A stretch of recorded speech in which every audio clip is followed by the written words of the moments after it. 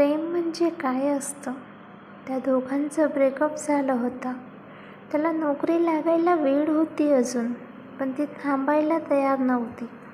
शेवटी गेली ती त्याला सोडून आणि तो सतत तिला आठवून रडत राहायचा. प्रेम, विश्वास, भावना यावरचा विश्वास सोडून गेला होता त्याचा. त्या गोष्टीला 3 वर्ष झाली, पण त्याने लग्न न करण्याचा निर्णय घेतला.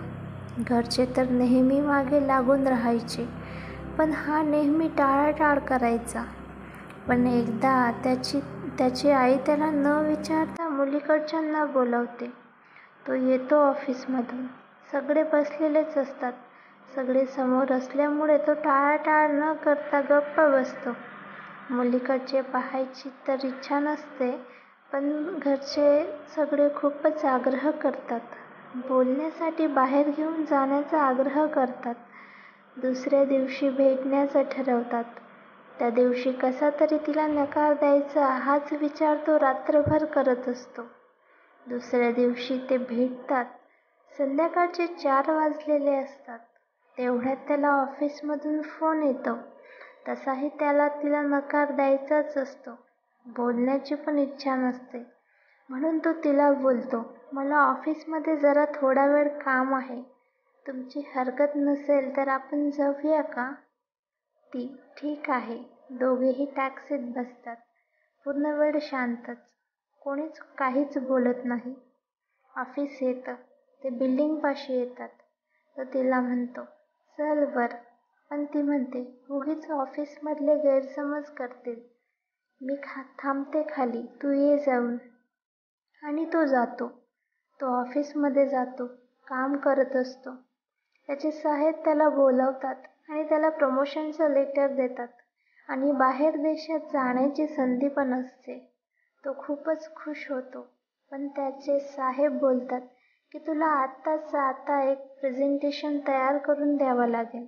मला लवकरात लवकर त्यांना सेंड करायचे आहे. तो तयार होतो आणि लागतो कामाला. खाली त्याची वाट बघत आहे हे विसरून जातो तो. 6 वाजतात. नंतर 7, 8, 8:30. फायनली त्याची प्रेझेंटेशन तयार होते. तो जातो साहेबांना द्यायला.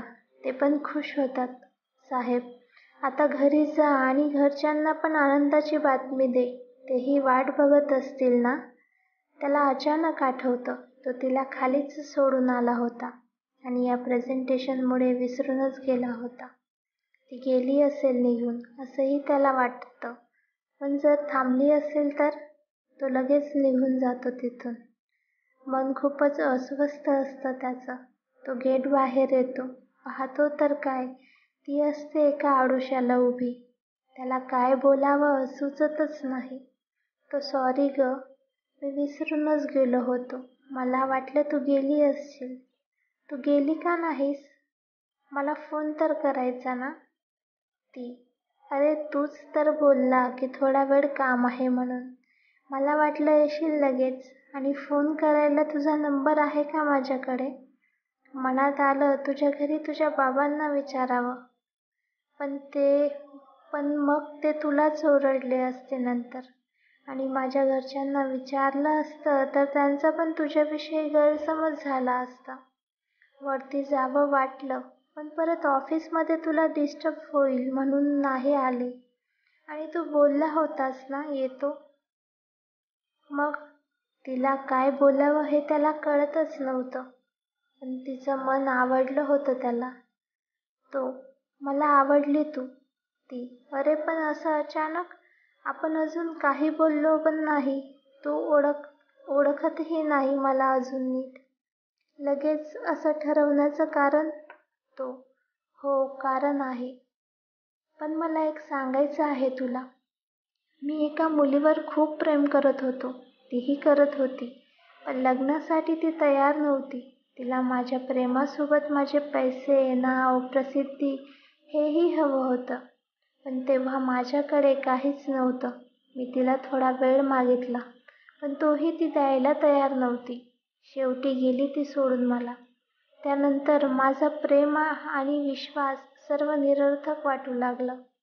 म्हणून मी नेहमी लग्नाला टाळाटाळ करायचो. तुलाही नकार द्यायचा हेच ठरवलं होतं मी खूप आधीच. पण आज जे झालं त्याने माझे डोळे उघडले. जिच्यासाठी मी इतका प्रेम करत होतो तिने मला कधीच वेळ दिला नाही. आणि आज माझ्या फक्त एका शब्दावर तू इतका वेळ थांबलीस आणि मी विसरलो होतो हे ऐकून सुद्धा तू मला समजून घेतलंस इतकं. कदाचित प्रेम होण्याला अजून वेळ असेल आपल्यात, पण मला तुझा स्वभाव आवडला. ते पुरेसं आहे आपल्या संसारासाठी. हो ना? जर तुलाही मी आवडलो असेल तर सांग. ती हळूच नजर खाली घेते. त्याला तिचं उत्तर समजतं. तो आईला फोन करतो आणि बोलतो, मला मुलगी पसंत आहे. मित्रांनो, लग्न करण्यासाठी प्रेम हे गरजेचं असतंच, पण त्यापेक्षाही एकमेकांना समजून घेणं हे खूप गरजेचं असतं.